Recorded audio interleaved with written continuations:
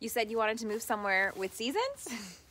Southwest Washington will not disappoint. Today I'm talking about what to expect when it snows here in Clark County, Washington, as well as some of my top do's and don'ts recommendations. Take a look back on my video from last spring and summer on the Columbia River. I love living somewhere that we can enjoy high temperature, clear, sunny days, and then in the summer, and then be bundled up and have these cozy, snowy winter days in the winter. That variety, it does make it fun. Weather is always changing. Thanks for watching. I'm a real estate broker here in Vancouver, Washington, and a mom to 4 little kids. I grew up in this area and have this YouTube channel to share my experiences and knowledge of this area with all of you who are maybe considering a move to this part of the world. Don't forget to subscribe and turn the bell on to get notified when I post new videos every week. One thing I love the most about this area is the change in weather. As much as I complain about needing some sun between November and March, I really do love the rain and winter storms. Plus, it's always fun to plan or just even to daydream about a midwinter escape to somewhere warmer. As I mentioned before, we don't get snow all winter long. We tend to get 1 or 2 big storms that shut the city down for a few days, and then it warms up. The snow melts and things just go back to normal again. Our snow tends to be this like big weather event that shuts the city down. If you live close to main thoroughfares, you may not get stuck, but if you live anywhere rural or up on a hill, it may be harder to get out of the house for a few days. City of Vancouver and Clark County Public Works both have services for plowing snow. They post updates on their websites pretty regularly so that you can know what to expect. When it freezes or snows, their crews definitely focus on the highest priority streets that serve fire, police, emergency medical services. Many arterial streets will still remain slushy or icy, and then neighborhood residential streets are not plowed due to the demands of keeping those major streets open. We were expecting a big freeze this week with temperatures in the 20s and snow, so we knew this was coming. We got our groceries, we got our winter gear out to prepare. Here are some of my do's and don'ts for when it snows here. Do's. Pay attention to the weather so you're not surprised when a storm hits, especially if you live on a big hill or in a rural area, because you might be stuck for a few days.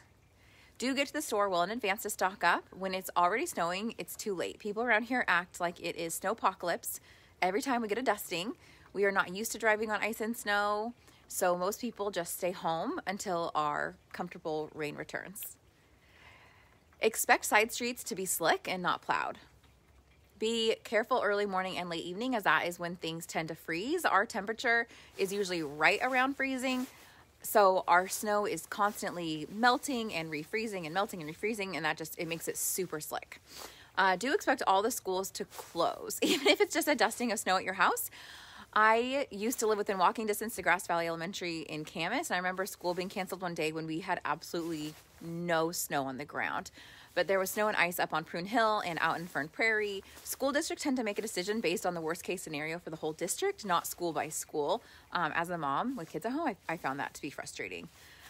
Things shut down here when it snows, so just be ready to settle down and enjoy it.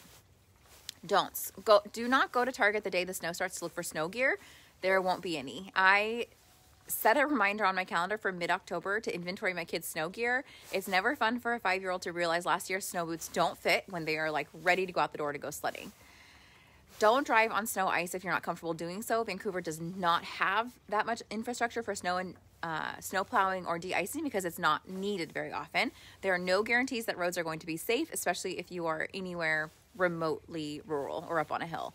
Also, if you are comfortable driving on snow or ice, be aware that there are going to be a lot of people out there who don't have a lot of practice driving on snow and ice, and so if you're comfortable with the driving conditions, like, they become the dangerous driving condition for you to be aware of. The real estate market here doesn't stop for a snowstorm. I still have home inspections this week, earnest money deposits getting to escrow, closings happening, and even some showings going on. Most services that are located close to downtown or along the main corridors of like Mill Plain, 192nd, 164th, like title companies, those are all open. So things are still happening. I am going to get back to playing with my kids in the snow before this all melts and goes away.